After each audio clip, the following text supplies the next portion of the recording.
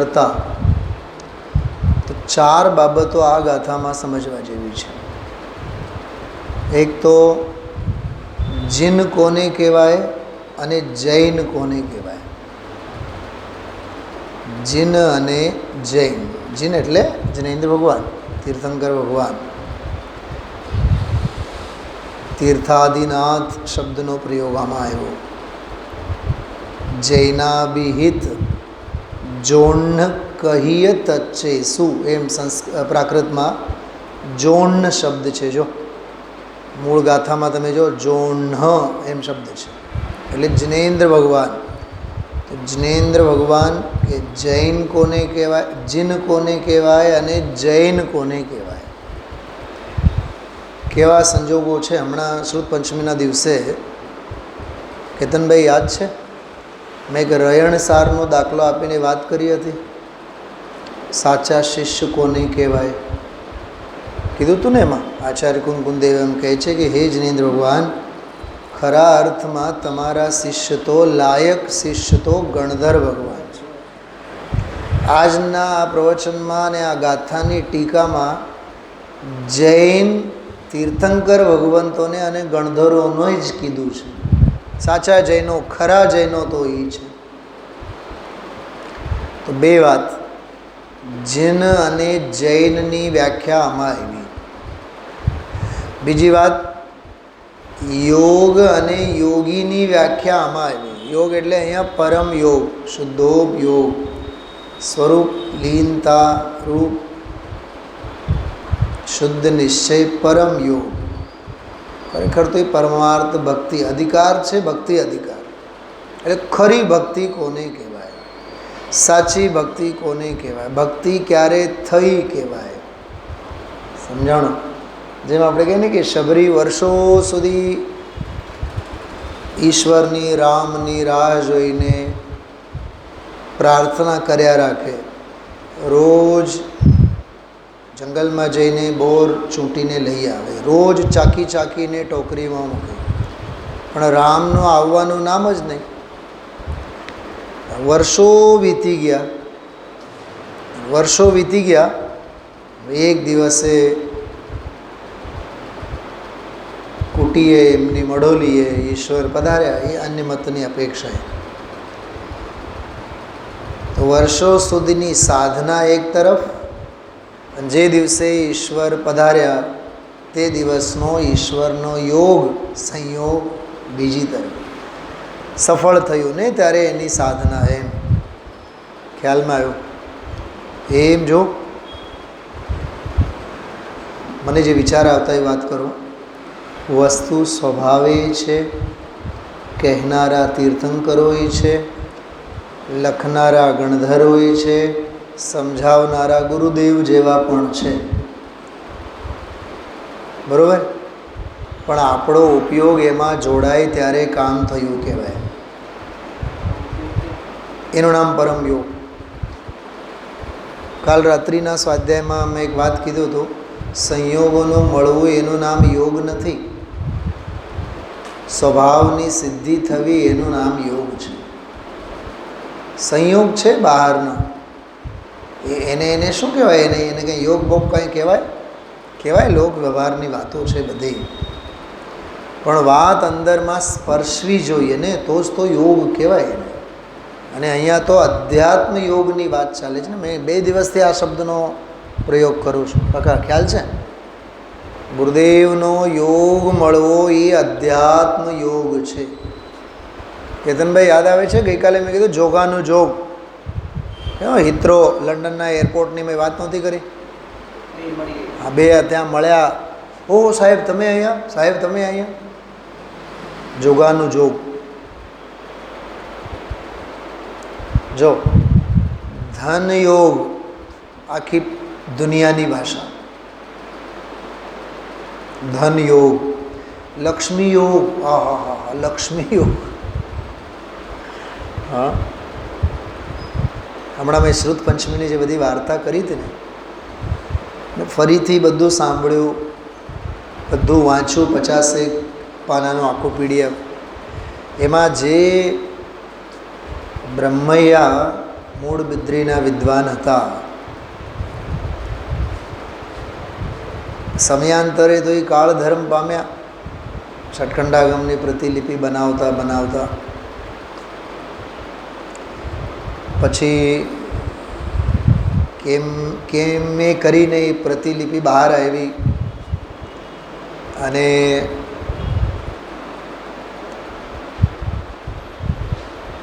સોલાપુરના ઓલા હીરાજી જીવરાજજી ગાંધી એ હીરાજીની પ્રેરણાથી, હીરાજી પોતે જ એમ સમજો ને, પોતે જ ગયા તીર્થયાત્રા માટે અને પ્રતિલિપિ બનાવવા માટે, નકલ બનાવવા માટે જે તે કાળના 4 વિદ્વાનોમાંથી 2 તો ગુજરી ગયા હતા, 2 જ હતા ભારતભરમાં, 2 જ જીવતા હતા. એમના એક ગજપતિ શાસ્ત્રી કરીને મિરજવાળા હતા. મિરજ, હવે એ મિરજના જે હતા ગજપતિ શાસ્ત્રી, એને 150 રૂપિયાના પગાર પેઠે. કેટલો પગાર? 150 રૂપિયા. અને આ વાત છે 1885ની વાત, 1885 90ની વાત છે, એમ સમજો. આજે 2024 એટલે 124 કેટલા વર્ષ થયા? 1900 124 25 અને ઓલા 20 વર્ષ એટલે 150 વર્ષ પહેલાંની વાત છે, બરાબર. 140-50 વર્ષ પહેલાંની વાત. મારે તો એક પોઈન્ટ માટે મેં એ પ્રસંગ યાદ કરું છું. એ જે ગજપતિ શાસ્ત્રી હતા ને, પ્રતિલિપિ કરતા, ત્યાં કરવા ગયા તો એમના પત્નીનું નામ લક્ષ્મી. મારે એ વાત કરવી છે. એ લક્ષ્મીજી એને ટિફિન મોકલે, ઓલા જમે કરે અને ટિફિનમાં પછી કાપલીમાં ષટખંડાગમના સૂત્રો લખીને ચોરી છુપે એ કાપલીઓ બહાર આવે અને એમાં હેલ્પ કરે ઓલી લક્ષ્મીજી. બસ મારો પોઈન્ટ એટલું સમજો. લક્ષ્મીજીની મદદથી કેવી સરસ્વતી બહાર આવી. બેટા તને સમજાણું શું કીધું? તમને સમજાણું કેતનભાઈ? જે કોઈ પણ વિદ્વાન રહ્યા હોય એમની પત્નીનું નામ લક્ષ્મી, પણ લક્ષ્મીનો કેવો ઉપકાર કે ષટખંડાગમ જેવી સરસ્વતી મા ભારતીનો ઉદ્ધાર થયો અને બહાર આવી, પ્રકાશિત થઈ. પછી તો બેઉનું મરણ થયું, બેઉ ગુજરી ગયા. પછી ધીમે ધીમે પ્રોફેસર હીરાલાલજી, પ્રોફેસર રાજારામજી, કોલ્હાપુરના બહુ મોટા પ્રાકૃતવિદ, બહુ મોટા વિદ્વાન, એને તો મેં રૂબરૂ જોયા છે. જ્યારે મેં જોયું ત્યારે જ એની ઉંમર હતી લગભગ 80, આજથી 30-35 વર્ષ પહેલાંની વાત કરું છું. રાજારામજી, હીરાલાલજી, ફૂલચંદ સિદ્ધાંત શાસ્ત્રી, આ 3 લોકોએ, અને એ છપાવવું નહીં છપાવવા, છપાવવા નહીં છપાવવા, એ મનોમંથનમાં જ 1905 સુધીનો કાળ આવ્યો. 1905-8થી લઈને 28-30 સુધીનો ગાળો જે છે, 25 વર્ષનો, એ આ ષટખંડાગમ ગ્રંથ બહાર આવવાનો કાળ છે. એના કેટલાક વર્ષ પહેલાંનો આખો ગર્ભ કલ્યાણકનો કાળ છે. એટલે કહેવાનો અર્થ એવું છે કેતનભાઈ, શાસ્ત્રો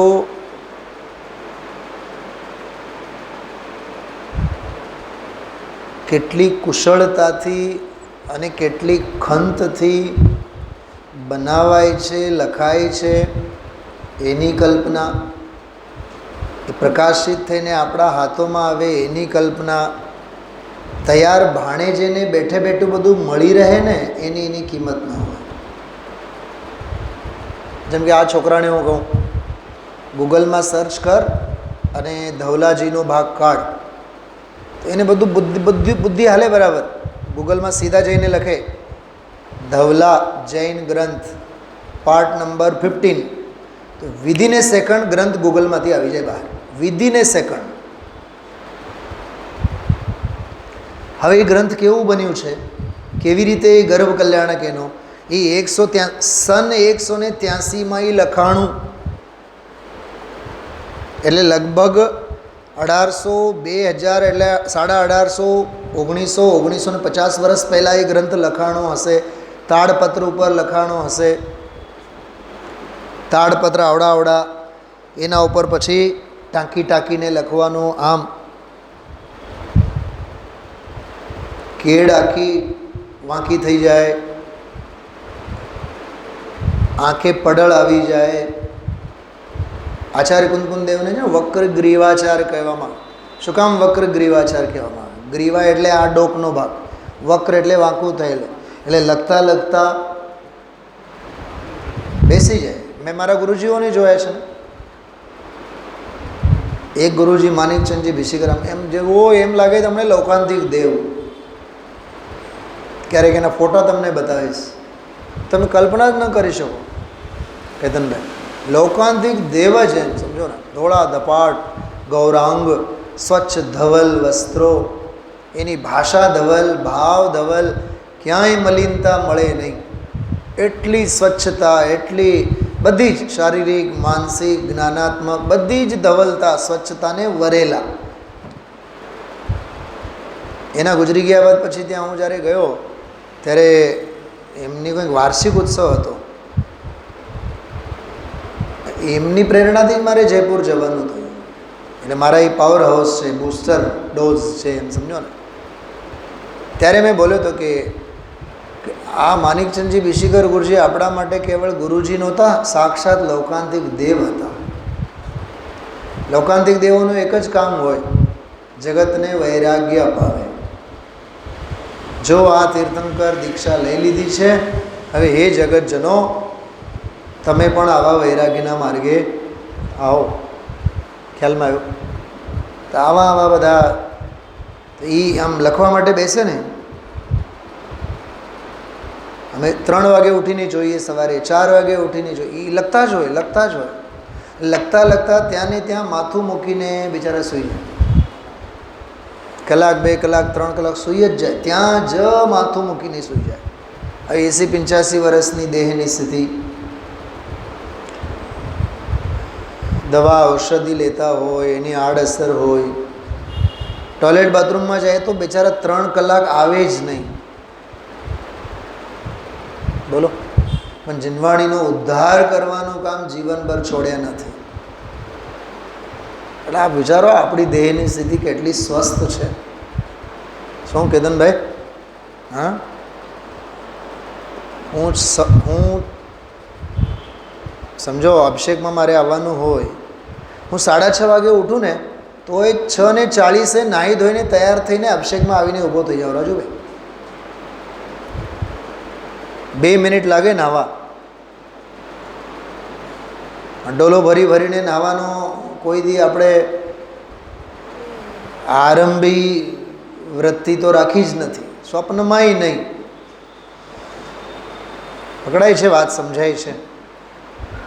એટલે આવો આપણને દેહ સાથ આપે છે, આવો સ્વાસ્થ્ય.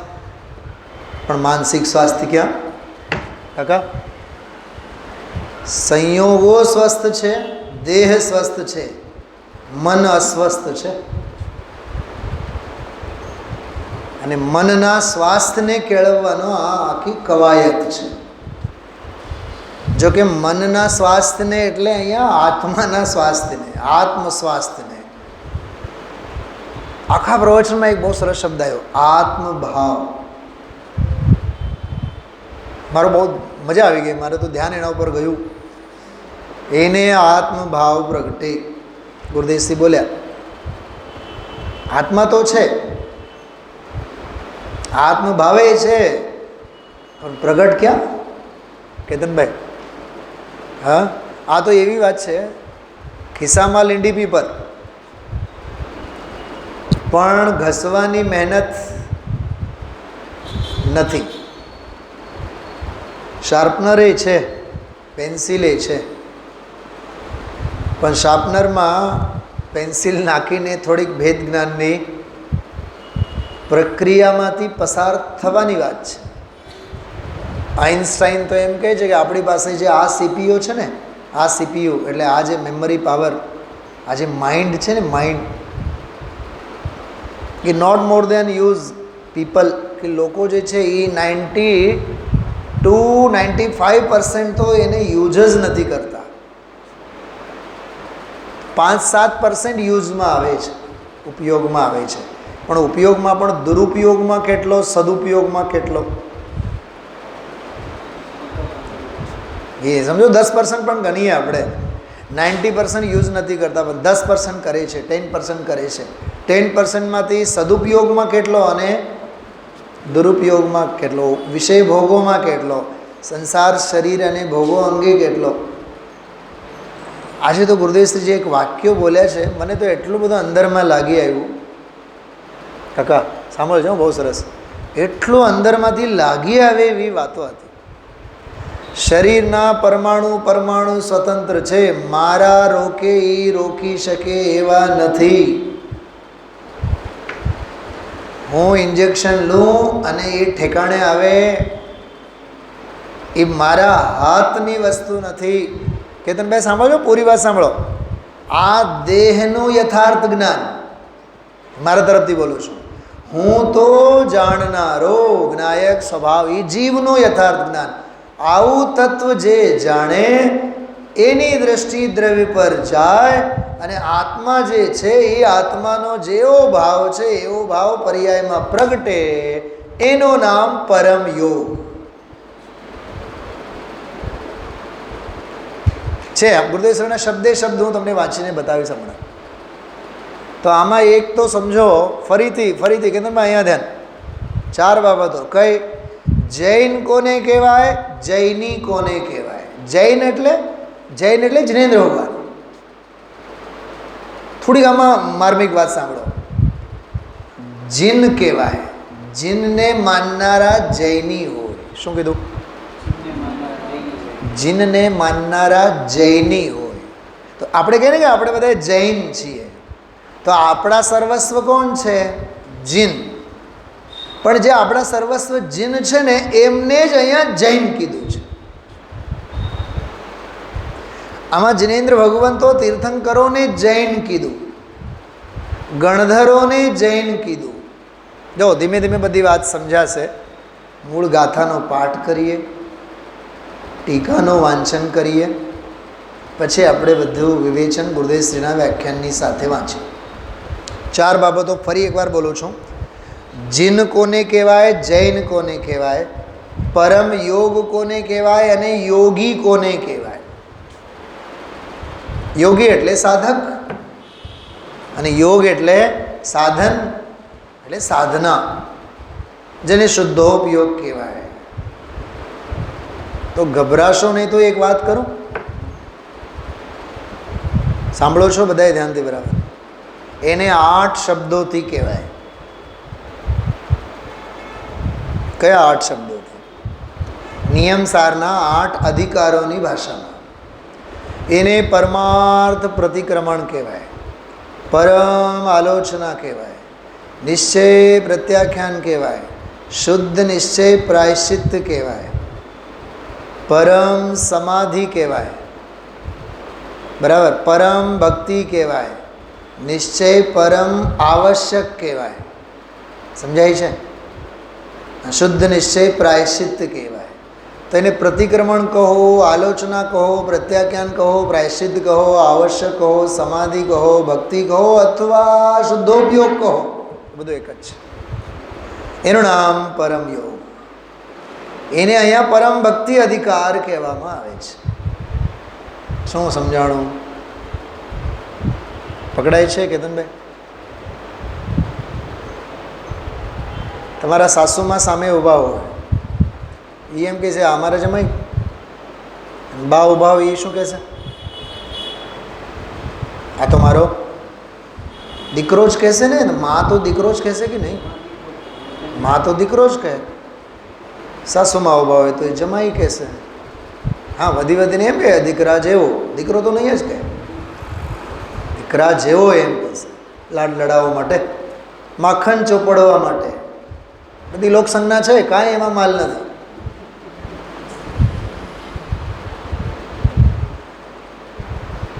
ચલો એ તો લોક વ્યવહારની વાતો, કાંઈ એનો અર્થ નથી. એમાં ત્રીજો એક પાત્ર આવ્યો, સંતાન આવ્યો. હવે સંતાન શું કહેશે? સંતાન તો બાપ તરીકે જ બોલાવે ને, એ તો પપ્પા તરીકે જ બોલાવે ને. ટૂંકમાં વસ્તુ એક, વ્યક્તિ એક, પણ જેટલા સંયોગો, એ સંયોગોના મોઢે એની વ્યાખ્યાઓ જુદી જુદી. એને ગુજરાતી ભાષામાં કહેવાય, દુનિયાના મોઢે ગળણી ન બાંધાય. જેટલા મોઢા એટલી વાતો.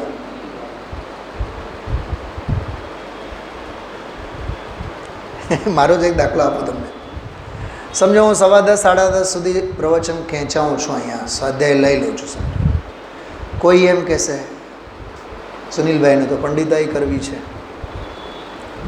એને તો શું છે કે 12 વાગે જવાનું હોય એટલે ખેંચા રાખે, બહુ હરક પદોડા છે. જો નેગેટિવ એપ્રોચવાળા આવા પ્રવીણજી, પોઝિટિવવાળા અરે આપણો અહોભાગ્ય સમજો કે આપણને 45-50 મિનિટની જગ્યાએ કલાક 1.5 કલાક લાભ મળે છે. તો માણો પોઝિટિવ એટીટ્યૂડવાળા આવું વિચારે. એક જીવ એવો છે એમાં સમયની બરબાદી સમજે છે, એને કહેવાય વેટ. વેટ કરે છે, સ્વાધ્યાય નથી કરતો. અને જે માણે છે ને ક્ષણે ક્ષણને, એ સ્વાધ્યાય કરે છે. અને એને તો 1-1.5 કલાક ઊભા થયા બાદ તો એને ખબર પડે છે કે આજે આપણે 1.5 કલાક બેઠા. જ્યારે વક્તા કહે ત્યારે તો એને ખબર પડે છે. ત્યાં સુધી તો એનું ઘડિયાળ તરફ ધ્યાન પણ ન હોય.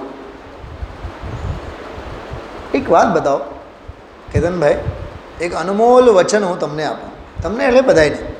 જેની પાસે સમય હશે ને એને માટે જ સાર છે. જેની પાસે સમય નથી એને માટે સાર નથી. આજના ગુરુદેવના વ્યાખ્યાનમાં એક વાક્ય આવેલું છે, અભ્યાસ કરે નહીં, દુરાગ્રહો છોડે નહીં. એક વાક્ય તો એવું આવ્યું, અભ્યાસ કર્યા વિના દુરાગ્રહો, મિથ્યા આગ્રહોને સમજે ક્યારે? અને સમજે જ નહીં તો એને છોડે ક્યારે? એને છોડે જ નહીં તો આ પરમ યોગ એના જીવનમાં પ્રગટ આવે ક્યારે, થાય ક્યારે? આ પાના ઉપર પુસ્તક આમ છે ને, આ પાના ઉપર એક નવો પેરેગ્રાફ છે, ફકરામાં જ છે, સાવ સાઈડના પાનામાં. કેતનભાઈ આમ નહીં, આમ નહીં, આમ. હા, આ પાના ઉપર છે, વચ્ચે જ છે એક્ઝેક્ટ. એ તો પછી ક્રમમાં હું તમને કહીશ. પહેલાં ગાથા જો. વિવરિયા વેણિવેશમ પરિચ્છતા જોન કહિયત ચેસુ જો જુંજદિયપાણમણીય ભાવો સો હવે જોગો. મને આમાંથી અમૃતનો કટકો એટલો જ લાગ્યો, નિય ભાવો સો હવે જોગો. નિજ ભાવ જે છે તે જ યોગ છે, બાકી બધું અયોગ છે. શું કીધું? ખ્યાલમાં આવ્યું? જો મને એક શ્રીમદજીનો દાખલો યાદ આવ્યો છે. આમાં ક્યાં આત્મસિદ્ધિ છે ને તમારી પાસે? હતા અહીંયા આપણી પાસે. આત્મસિદ્ધિમાં એમના જે પદો છે ને બધા, એ પદોમાં પાછળ પાત્ર, મધ્યમ પાત્ર અને ઉત્તમ પાત્ર લાવ છે. લાવો ઝડપથી લાવો. એમાં એક પંક્તિ છે બહુ સરસ. એવું લખ્યું છે, એને યોગ અયોગ. શું લખ્યું? એને યોગ અયોગ. જો આમાં જે જુદા જુદા જે એમના પદો છે, હા આમાં હોવું જોઈએ.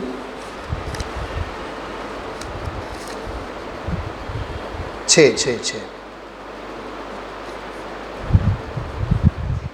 જો કેવું સરસ છે. આમાં છે, આ આખું પાઠ છે ને તમારા માટે પાના નંબર અંતિમ સંદેશ કરીને શ્રીમદજીનો એક પાઠ છે. આમાં પાના નંબર છે 39. જે ઓલું પ્રસિદ્ધ પદ છે ને, ઈચ્છે છે જે જોગી જન અનંત સુખ સ્વરૂપ મૂળ શુદ્ધ તે આત્મપદ સંયોગી જીન સ્વરૂપ. આમાં લખેલું છે સંયોગી જીન સ્વરૂપ, સંયોગી નહીં. બહુ જૂનું છે પ્રકાશન. ગુરુદેવશ્રી આની પણ વ્યાખ્યા કરતા હોય છે. સંયોગી નહીં, સહયોગી, યોગ સહિત. સંયોગી એટલે તો પરિગ્રહના પોટલાવાળા થયા. અહીંયા એનો પણ એક પ્રસંગ બનેલો છે ગુરુદેવશ્રીના જીવનમાં. શ્રીમદજીના ફોલોઅર કોક હતા, એ કહે સંયોગી જીન સ્વરૂપ. ગુરુદેવ કહે સંયોગી જીન સ્વરૂપ નહીં, સહયોગી જીન સ્વરૂપ. એક અનુસ્વાર મીંડાને લીધે કેટલો ફેર પડે વિચાર કરો. કાંઈ બાન નથી, કાંઈ અભ્યાસ નથી. હા, એ આખું પદ જે છે ને એમાં 3-4 પદો બહુ સરસ છે. જોકે બધા જ બધા તમે એટલો આનંદ, હમણાં જો 4-5 દિવસ પહેલાં ગુરુદેવશ્રીએ કીધું હતું, જીન પ્રવચન દુર્ગમ્યતા. યાદ આવ્યું? શ્લોક યાદ આવ્યું એમ નથી પૂછતો, ગુરુદેવ બોલ્યા હતા એ યાદ આવ્યું એમ પૂછું છું. એ તો આપણને ગોખેલું જ છે, એ ગોખણપટ્ટીની વાત નથી કરતો. ગુરુદેવ જે બોલ્યા હતા, આમ ગ્રંથ ખોલો ને, આ પાના ઉપર સૌથી ઉપર છે એ પંક્તિનો અર્થ ગુરુદેવશ્રી લીધું છે. જીન પ્રવચન દુર્ગમ્યતા થાકે અતિમતિમાન. કેટલી કથા કરીએ તત્વની, ગમે તેવા બુદ્ધિશાળી હોય તોય થાકે. પછી તો એમાં અવલંબન શ્રી સદગુરુ સુગમ અને સુખકાન. પછી થોડુંક ગુરુનું નિમિત્ત પણ એમાં લીધું. એક બીજો આમાં 7મો એક બહુ સરસ છંદ છે, અને એના પહેલાંનો જે છંદ છે છઠ્ઠો, 6, 7, 8, હું 3 છંદો હું તમને સંભળાવું છું, સાંભળજો બહુ ધ્યાનથી સાંભળો. લખી રાખવા જેવા, આત્મસ્થ કરવા જેવા, ઘરે જઈને લખવા જેવા, સ્વાધ્યાયમાં સાંભળવા જેવા. ગુણ પ્રમોદ અતિશય રહે. વાહ, તત્વની વાત ચાલતી હોય, ગુણો પ્રત્યે કેવા ભાવ હોવા જોઈએ. હા, જો ગુલાબને જોઈને પણ આપણે કરમાયેલા.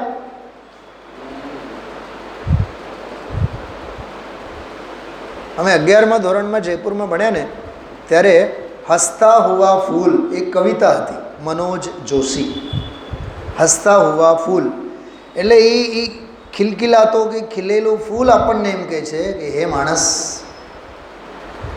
આ રડમસ મોઢું મુખ અને થોડુંક દાંત કાઢતો શીખ. શું પ્રસન્નતાથી રહે. વદનમ પ્રસાદ સદનમ. જે મેં ગુરુજીની વાત કરી ને હમણાં, એ ગુરુજી હંમેશા બોલતા વદનમ પ્રસાદ સદનમ. આપણું મુખ તો પ્રસન્નતાનું મંદિર હોવું જોઈએ. વદનમ પ્રસાદ સદનમ. હમણાં મહારાષ્ટ્રમાં મેં આ થોડીક વાત કરી હતી. મેં તો ઘણા એના મોઢા ઉપર 12 જ વાગેલા હોય છે, 1 વાગવાનું નામ જ નથી લેતો. એક ડોસીમાં 80-85 વર્ષના સ્વાધ્યાય પછી આમ જાણે કે કોઈ બાળક આવે ને એમ નાચતો આમ રાજુ એવી રીતે આમ જાણે કે બિચારા હાલી નહોતા શકતા, પણ આમ દોડીને આમ ડાન્સ કરતા, નૃત્ય કરતાં મારી પાસે આવ્યા. પંડિતજી મને એ વાત બહુ ગમી. મને કહે કે ઘણા એના મોઢા ઉપર છે ને 12 જ વાગેલા હોય છે, 1 વાગવાનું નામ જ નથી લેતો. પછી મેં એમાં થોડુંક મોડિફાઈ કરીને કીધું હતું, અહમેકો ખલુ શુદ્ધો જીવનમાં છે જ નહીં. એ તો 38મી ગાથામાં છે, 72-73મી ગાથામાં છે, શાસ્ત્રોની કથામાં છે. હું એક શુદ્ધ સદારૂપી, હા, જ્ઞાન દર્શન જીવ છે, બાકી બધા સંયોગ લક્ષણ ભાવ મુજથી. એ પ્રસન્નતાથી રહેતા તો શીખો. અચ્છા, આત્મ સ્વભાવ વીતરાગ ભાવ છે કે નહીં? તો વીતરાગ ભાવ એટલે પ્રસન્નતા. તો આત્માનો ભાવ વીતરાગ ભાવ,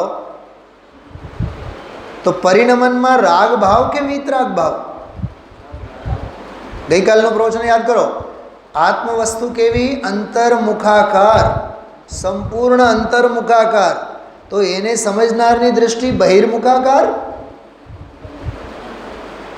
બોલો કેતનભાઈ, એ અંતર્મુખાકાર જ હોય ને. ગુરુનો શિષ્ય ગુરુની વાત કરશે કે ગુરુના શત્રુની વાત કરશે?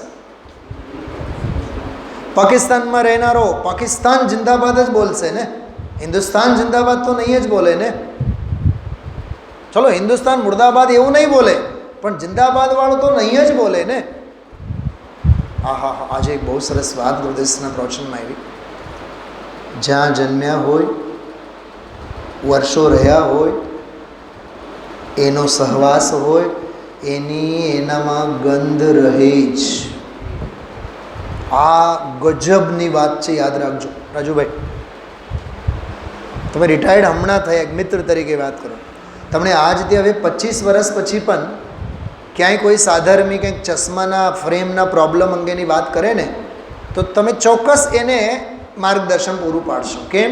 કેમ કે વર્ષો જેનો અભ્યાસ હોય એની ગંધ એને રહે જ. ગંધ એટલે અભ્યાસ, ગંધ એટલે સંસ્કાર.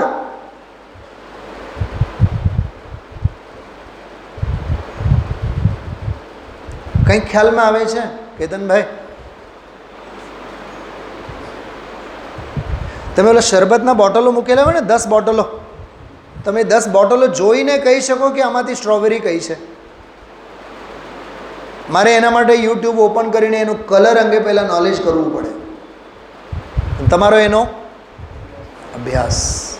કરત કરત અભ્યાસ તે જડમતી હોત સુજાન. હમણાં ઓલા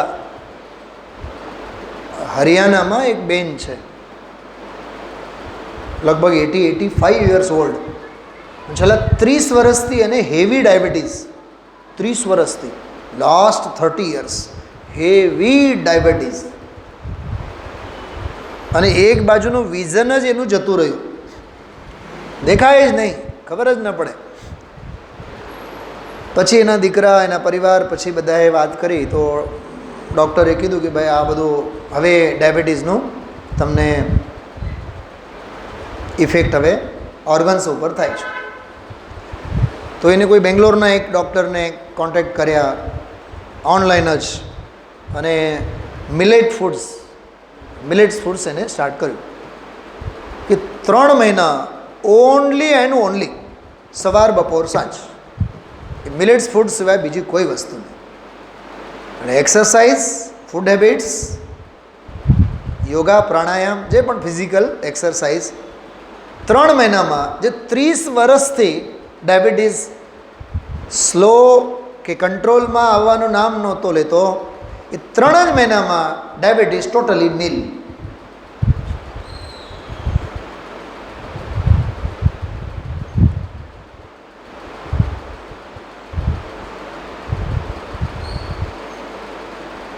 મને સ્ટોરી ઉપરથી એક વાત યાદ આવી.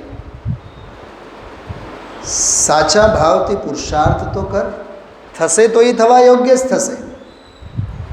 જે થશે એ તો તારા હાથમાં તો છે નહીં. જો એ થશે એ માટે જ થશે કે તારા હાથમાં નથી. એ લોજિક જ છે. એ તારા હાથમાં નથી, એ તો ન્યાય બતાવે છે કે થવા લાયક છે એમ થશે. તારા કરવાથી એ થયું એમ નથી. એટલે જે ગુરુદેવશ્રી વારંવાર બોલે છે, વિપરીત આગ્રહને છોડીને, હા ગાથા જો, વિપરીયા વિણિવેશમ પરિચત્તા જોન કહિયત છે સો જો જંજદિયાપાણમ નિયભાવો સો હવે જોગો. મને તો આ ગાથા એટલી સરસ લાગી. નિયમ સારમાંની ટોપ મોસ્ટની ગાથા છે. જો જુંજદિયાપાણમ, જે આપણા પોતાના આત્માને જોડે છે, જુંજદી એટલે જોડે છે, નિયભાવો સો હવે જોગો, એને નિજ ભાવનો યોગ કહેવામાં આવે. હવે સાંભળો, આ ગાથા વાંચી ગયા આપણે. ચલો 1 મિનિટ માટે તમે ગુજરાતી ગાથા પણ જોવાની છે. વિપરીત આગ્રહ છોડીને જેના વિહિત તત્વો વિશે જે જીવ જોડે આત્મને નિજ ભાવ તેનો યોગ છે. તમારું ધ્યાન જાય છે બધા એનું? થોડુંક ઓબ્ઝર્વેશન કરો. બેટા શું નામ તારું? અચ્છા, ઓલો આત્મીન. હા, ફેસ, હા ફેસ બોલાઈ ગયો. જો 3 વસ્તુ આ ગાથામાં દેખાણી, એક છોડીને, એક જોડીને અને એક યોગ. શું સમજાણું કેતન કુમાર? 3 વસ્તુ દેખાય છે ને સ્પષ્ટ. નંબર 1 છોડીને, છોડવો તો પડશે. આજે છોડો, કાલે છોડો, આનંદકાળ દાંડાઈ જે છે, અવળ ચંડાઈ જે છે, એને છોડવું તો પડશે જ. બરાબર? તો છોડીને નંબર 1. આને કહેવાય પરથી ખસ. જો પરથી ખસની વ્યાખ્યાઓ કેવી સરસ થઈ શકે. અહીંયા વિપરીત આગ્રહ છે, પર છે, એનાથી ખસ. બીજું, જીવ જોડે આત્મને, ઈશ્વમાં વસ. ઓલામાં છોડવાની વાત છે, તો આમાં જોડવાની વાત છે.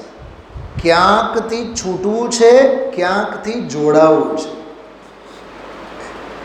પગલાં પણ આપણા એવો ગજબનો નિશ્ચય વ્યવહારનો કોમ્બિનેશન છે બેઉ વચ્ચે, કે ડાબો જમણાને નહીં કહે અને જમણો ડાબાને નહીં કહે. જમણો જરીક ઊભો થાય તો ડાબો આપોઆપ, જમણો ગ્રહણ કરતો થાય તો ડાબો ત્યાગ કરતો થાય. અરે છોડતો જાય કે નહીં પાછળની જમીન, બોલો આગળની જમીન પર પગ મૂકતો જાય, પાછળનો પગ પાછળની જમીન છોડતો જાય. બોલો ગ્રહણ અને ત્યાગ, ગ્રહણ અને ત્યાગ, ગ્રહણપૂર્વક ત્યાગ. જો કે સંકાલ બહુ ગજબની વાતો છે આ બધી. સમકાલ છે.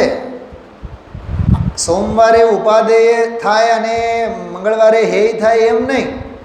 અચ્છા આજે હાથ દાજે પછી આવતીકાલે આપણે આંગળી એમાં નહીં નાખવાની, એમ કે આજે આંગળી નાખી, આજે આંગળી દાજી, એટલે આજથી, હમણાંથી અને અત્યારથી જ હવે આંગળી નાખવાનો કાર્યક્રમ બંધ. જે સમયે ઉપાદે તે જ સમયે હે. બરાબર? સમકાલ. પણ અહીંયા આખી પ્રોસિજર સમજાવે છે. વિપરીત આગ્રહ છોડીને નંબર 1, જૈનાભિહિત તત્વો વિશે જે જીવ જોડે આત્મને, એમ આખું પેકેજ લેવાનું. પહેલી લીટીમાંનો બીજું ચરણ અને ત્રીજી લીટીનો પહેલું ચરણ. જો એટલું જ બોલી જુઓ. જૈનાભિહિત તત્વો વિશે જે જીવ જોડે આત્મને. સમજાણો છે ને ગજબની કવિતા. હવે એને રાગડા તાનીને આપણે ગાઈ નાખીએ, ક્યાંથી સમજાય? એને મોડિફાઈ કરો, એને સમજો. કીધું કે વિપરીત આગ્રહ છોડીને, છોડ્યા. હવે કરવાનું શું? કે જૈનાભિહિત તત્વો વિશે જે જીવ જોડે આત્મને. આ બીજો પોઈન્ટ. જૈનેન્દ્ર ભગવંતો દ્વારા કહેલ તત્વમાં પોતાના આત્માને જોડે, ઉપયોગને જોડે. હવે ત્રીજી વાત, એને શું કહેવાય? નિજ ભાવ તેનો યોગ છે. અને જે પર્યાયમાં પ્રગટ થાય, ગુરુદેવજી કહેતા હતા, એ અતિન્દ્રિય આનંદના ઝરણા. પરમ યોગ એટલે અતિન્દ્રિય આનંદના ઝરણા. અરે ચચોડામાં તમે શેરડી નાખો અને નીચે ધારા ન લાગે, બને જ નહીં ને. અને ધારા વહે નહીં, બને નહીં. નીચેનું ખાલી ગ્લાસ ભરાય નહીં, એવું બને નહીં. અને ભરેલ ગ્લાસ તમે પીઓ તો તૃપ્તિ ન થાય, એવું 3 કાળમાં બને નહીં. ખ્યાલમાં આવ્યું? એને અતિન્દ્રિય આનંદના ઝરણા એમ કીધું.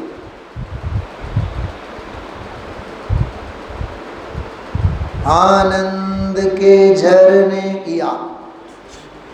મને તો ત્યારે જ વિચાર, હવે કુમારજીને આજે ફોન કરીને કહું કે તમારી ભક્તિની આ પંક્તિ આમાં આજે આવી હતી. આખું નિર્ગ્રંથોं का માર્ગવાળી ભક્તિ છે, અશરીરી સિદ્ધ ભગવાનની ભક્તિ છે. હું તમને શબ્દે શબ્દ બતાવું કે નિયમ સારમાં ક્યાં ક્યાં આવેલું છે. અદ્ભુત અદ્ભુત યોગ છે આપણા માટે. પુણ્યનો યોગ એ અદ્ભુત છે, ધર્મનો યોગ એ અદ્ભુત છે, તત્વનો યોગ એ અદ્ભુત છે, ગુરુનો યોગ પણ અદ્ભુતથી અદ્ભુત છે. હવે સાંભળો આ 3 વાત. ગુણ પ્રમોદ અતિશય રહે. હવે આવું સાંભળ્યા વાત બોલો, હૃદય પ્રફુલ્લિત થાય કે નહીં? થવું જોઈએ કે નહીં? કંટાળો આવે? ગુણ પ્રમોદ અતિશય રહે, રહે અંતર્મુખ યોગ. કેવો યોગ રહે? અંતર્મુખ યોગ એટલે આ પરમ યોગ. પ્રાપ્તિ શ્રી સદગુરુ વડે. પછી નિમિત્ત રૂપે આમાં ગુરુની વાત કરી. જીન દર્શન અનુયોગ.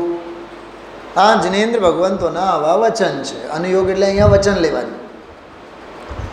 પ્રવચન સમુદ્ર બિંદુમાં ઉલટી આવે, પૂર્વ 14 લબ્ધિનું ઉદાહરણ પણ તે.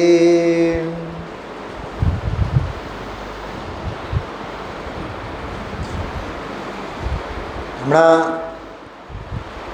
હિંગોલી જ્યાં ગયા હતા ને રાજુભાઈ, 2-2,500 પબ્લિક, 500-700 બાળકો, 7 દિવસ, રોજ નાસ્તો બધાને, રોજ સંઘ જમણ બધાને. છેલ્લે દિવસે મેં એક વાત કરી, 12:15 12:30 થયા હતા 5મી તારીખે, આજે 13મી તારીખ છે, એટલે બહુ ઝાઝા દિવસો નથી થયા.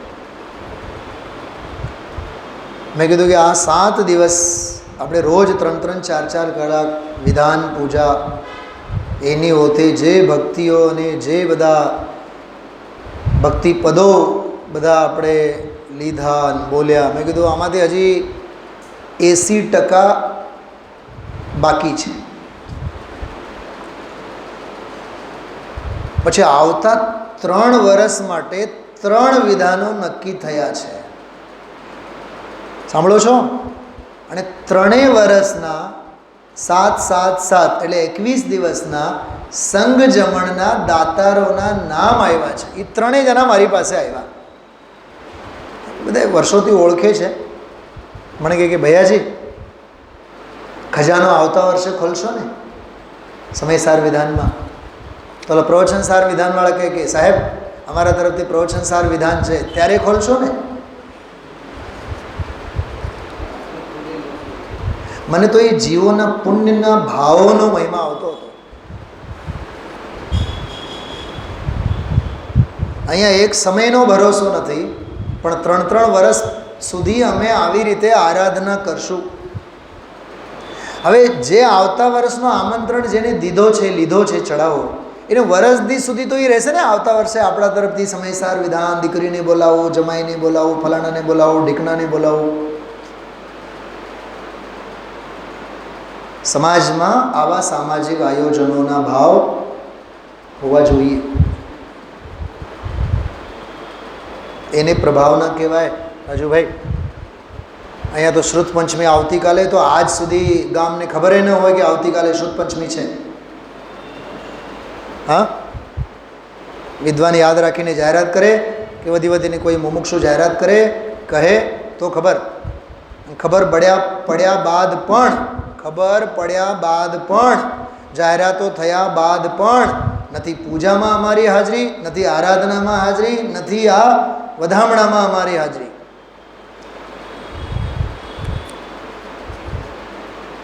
ખ્યાલમાં આવે છે? હા,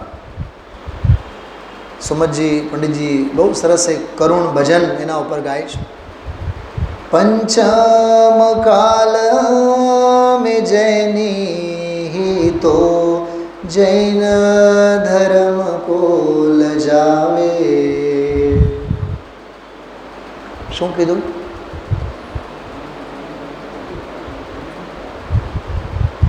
કોઈ વાંચે નહીં, કોઈ પढ़े नहीं, આગમ કો ઠુકરાએ. અને આગમને ઠોકર મારે. શાસ્ત્રમાં બધું લખેલું હોય, આપણે આપણી રીતે કરવાનું હોય. અને સર્વજ્ઞતાના નામે અવળચંડાઈ કહેવાય. ખ્યાલમાં આવ્યો? અરે આગમનું તો માન, તત્વનું તો માન. આ ડૉક્ટરોનું કલ્ચર કેવું હોય છે ખબર? આજકાલ પ્રિસ્ક્રિપ્શન આપે અને જરીક સામેવાળા અભણ જેવા લાગે ને, ઓછા ભણેલા જેવા લાગે, એને બીજો એક વાક્ય કહે, તમે દવા લેતા આવો અને મને દેખાડો. જો કે લખીને તો આપ્યા જ હોય, જો કે સવાર બપોર સાંજ બધું લખીને આપ્યા હોય, પણ છતાં એક્યુરેટ દવા છે કે નહીં. અને હવે તો મેડિકલ શોપ ઉપર જ લખી આપે ને, સવાર બપોર સાંજ બધા. પણ થોડાક વર્ષો પહેલાંનો તો કાળ એવો હતો, ડૉક્ટર સમજાવે, હા બરાબર છે, હવે આ સવારે લેજો, આ બપોરે લેજો, આ સાંજે લેજો. કેટલી ચિંતા છે ડૉક્ટરને. હા, પણ બેદરકાર મરીજ, એને મરવું જ છે, એને મરવું જ છે, તો એ ઔષધિની દરકારી શું કરે અને દવાની દરકાર શું કરશે? અને મરતાને કોણ બચાવે? હા, આજે ગુરુદેવશ્રી દાખલો ના આપ્યો, ડૉક્ટરોની લાઈન લાગી ગઈ, બધાએ ઊભા. હા, દેહ પરિવર્તન થવાનું થવાનું થવાનું. વિષય વિકાર સહિત જે રયામતીના યોગ. જો આ છંદ માટે હું આપને કહું છું, વિષય વિકાર સહિત જે મનમાં વિષયના વિકારો, રાગાદી ભાવો, સંકલ્પ વિકલ્પો, રયામતીના યોગ. કેતનભાઈ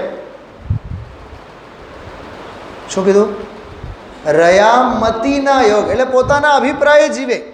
ફોર એક્ઝામ્પલ, ડૉક્ટર લખી આપે 8 દિવસની દવાઈ અને ભાઈ સાહેબ કેટલા દિવસની લે? 3 દિવસની, 4, ઓકે 4 દિવસની લે. એટલે 50% તો પોતાની માન્યતા. તો એ મૂર્ખ તો નથી ને ડૉક્ટર? યમડી કરીને બેઠા છે ને, સર્જન છે ને, એને દેહ વિજ્ઞાન તો ખબર છે કે નહીં, 8 દિવસની દવા લેવી પડે એટલે લેવી પડે. પણ હરામી 8 દિવસની દવા લેતો કોકે પછી ભૂસો ભરેલો હોય, એ બહુ ગરમ પડે, તો ડૉક્ટર પાસે શા માટે ગયો? ટાળો પોતાની જાતને થયો કર્યો તો.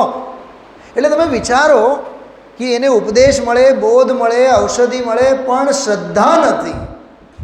પંડિત ટોડરમલજીએ મોક્ષમાં પ્રકાશકમાં કમસે કમ 10 જગ્યાએ ડૉક્ટરનો દાખલો આપેલો છે. દરેક અધિકારની શરૂઆતમાં, પહેલામાં નથી પણ બીજામાં, ત્રીજામાં, ચોથામાં, પાંચમામાં, છઠ્ઠામાં, સાતમામાં, બધા અધિકારોમાં ડૉક્ટરનો દાખલો. જેમ વૈદ્ય, વૈદ્યની શ્રદ્ધા, ઔષધિની શ્રદ્ધા, એનું સેવન. એમ અહીંયા કહે છે વિષય વિકાર સહિત, પથ્ય પાળે નહીં, અને રહ્યા મતિના યોગ, પોતાની મતિ કલ્પનામાં રહે. પરિણામની વિષમતા. શેની વિષમતા? પરિણામોની વિષમતા. પારિણામિક તો જે છે એ છે, પણ પરિણામોની વિષમતા. તેને યોગ અયોગ. બસ આટલી પંક્તિ માટે મેં તમને આ છંદ યાદ કર્યું. એને યોગ હોવા છતાં પણ અહીંયા પરમ યોગની વાત કરે છે. એટલે આમાં જે વાત કરી ને તેને યોગ અયોગ, એ તો યોગથી ફંગોળાયેલની વાત છે, અને આમાં યોગમાં જોડાયેલ પરમ યોગની વાત છે. અહીંયા તો સમાયેલાની વાત છે, અને ઓલામાંથી તો વેર વિખેર થયેલાઓની વાત છે. મારી તરફ જો બધાય, જૈન દર્શન આનું નામ નથી, જૈન દર્શન આનું નામ છે. સમાય જવાનું નામ જૈન દર્શન છે, વેર વિખેર થવાનું નામ જૈન દર્શન નથી. હવે આને લખાય કેવી રીતે? હા, ચલો ટીકા જો. અહીં સમસ્ત ગુણોના ધરનારા ગણધર દેવ વગેરે. જો સમસ્ત ગુણોના ધરનારા કોણ? ગણધર દેવ. સીધા ગણધર દેવને લીધા. વગેરે જીન મુનિનાથોએ, શબ્દ જો, જીન મુનિનાથોએ કહેલા તત્વોમાં વિપરીત અભિનિવેશ રહિત આત્મભાવ તે જ નિશ્ચય પરમ યોગ છે. એ જે આત્મભાવ છે એ જ નિશ્ચય પરમ યોગ છે. હવે થોડીક બીજી વાત કરે છે. અન્ય સમયના, સમય એટલે દર્શન, મત અન્ય સમયના તીર્થનાથે કહેલા, એટલે જૈન દર્શન સિવાય અન્ય દર્શનના તીર્થ પ્રવર્તકે કહેલા.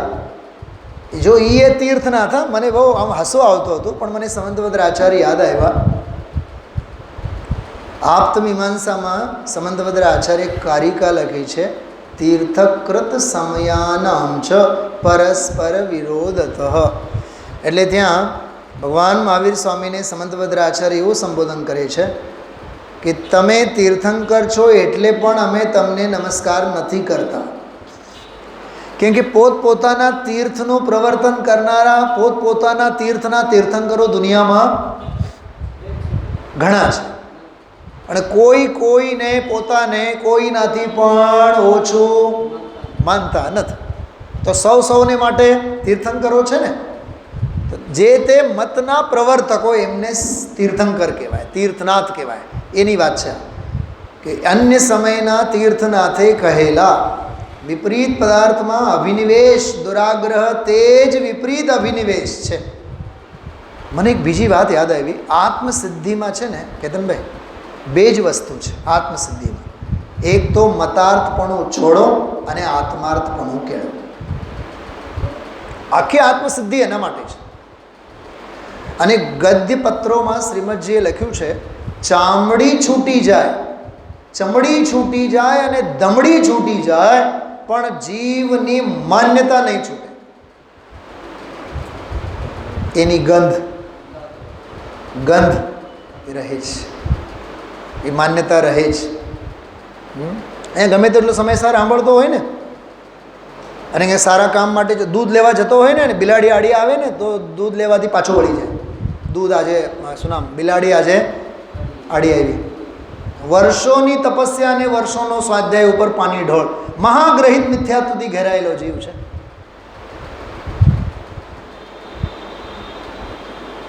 ઘરે સાવરણી કેમ મુકાય? ઊંધી ન મુકાય. લક્ષ્મીજી ઊંધી થાય, અરે આમાં તે તારી સરસ્વતી જ ઊંધી છે. સરસ્વતી એટલે તત્વજ્ઞાન જ તારું ઊંધું છે. બહુ લોકમૂળતા બહુ છે, બહુ લોકમૂળતા છે. પારાવાર ગ્રહિત મિથ્યાત્વ ઉછળીને બહાર આવે છે. એ દુરાગ્રહ એને છોડે એમ કહે છે. તેનો પરિત્યાગ કરીને જૈનોએ કહેલા તત્વો, જો અહીંયા જૈનોએ કહેલા તત્વો એટલે જૈનેન્દ્ર ભગવંતોએ કહેલા તત્વો, એમ સમજો ને. કેવલી પણ્ણતમ ધમ્મમ, એમ કેવલી પ્રણીત ધર્મ. કેતનભાઈ ધ્યાન છે? શું બોલ્યો હમણાં હું? ક્યાં આવે છે એવું? બોલતા નહીં કોઈ? શું બોલીએ છીએ? હા, નમસ્કાર મંત્ર બોલીએ ને. કેવલી પણ્ણતો ધમ્મો મંગલમ, કેવલી પણ્ણતો ધમ્મો લોકોત્તમ. મંગલ, ઉત્તમ અને શરણ. તો કેવલી પણ્ણતમ ધમ્મમ શરણમ પવજ્જામે. એને સત્વારે, એને રવાડે, એને માર્ગે, એને સેવનારો, એની વાત ચાલે છે. બરાબર? જૈનોએ કહેલા તત્વો નિશ્ચય વ્યવહાર નહીંથી જાણવા યોગ્ય છે. જો નિશ્ચય અને વ્યવહાર નહીંથી જાણવા યોગ્ય છે. જોકે એમાં વ્યવહાર જાણેલો પ્રયોજનવાન છે, બધી વાત સાચી, પણ વ્યવહાર એ કેમ છે, નિશ્ચય એ કેમ છે, આ નઈ શૈલી એને સમજવા જેવું છે. સકલ જીન એટલે અરહંત ભગવાન. સકલ જીન એવા ભગવાન તીર્થાધિનાથના ચરણ કમળના ઉપજીવકો તે જૈનો છે. ઓહો, આ ગાથા આપણને જૈનની પરિભાષા આપે. જે જિનેન્દ્ર ભગવંતોના ચરણ કમળમાં રહીને પોતાનું ઉપજીવિકા એટલે આજીવિકા એટલે સેવના, ખેવના, ભક્તિ, પ્રાર્થના, પડખો સેવે, એનું નામ જૈન કહેવાય. એટલે ભગવાનના પડખે ચડેલા એ જૈન, જિનેન્દ્રના પડખે ચડેલા એ જૈન. જો કેવો સરસ શબ્દ છે, ઉપજીવકો તે જૈનો છે. પરમાર્થે ગણધર દેવ વગેરે એવો તેનો અર્થ છે. જો શ્રાવક બ્રાવકને નથી લીધા, ગણધરો એવો એનો અર્થ છે.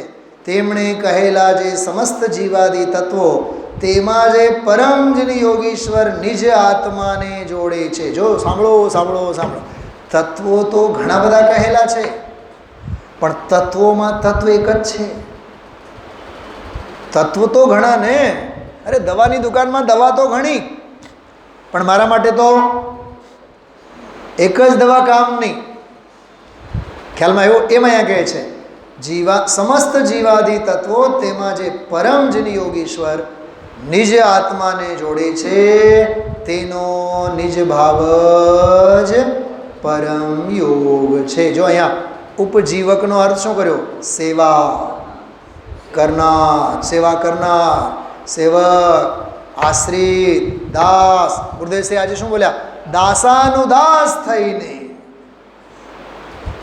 તો આ જે વાક્ય છે ને ગુરુદેવશ્રીનો, અહો તે મુનિ દશા અર્થે અમે ઝંકીએ છીએ, અમે તો તેમની પ્રાપ્તિ માટે નમીએ છીએ, અને એના ઉપર જે અમે તો એમના દાસાનુદાસ છીએ. એ આ ગાથાની ટીકામાં છે. ગુરુદેવશ્રીના શબ્દો શબ્દ તમને આગમ પરમાગમોની ટીકામાં મળી આવે. તો આવું આ દાસાનુદાસ થઈ ચરણોમાં રહી આત્મભાવના ભાવવા જેવી છે.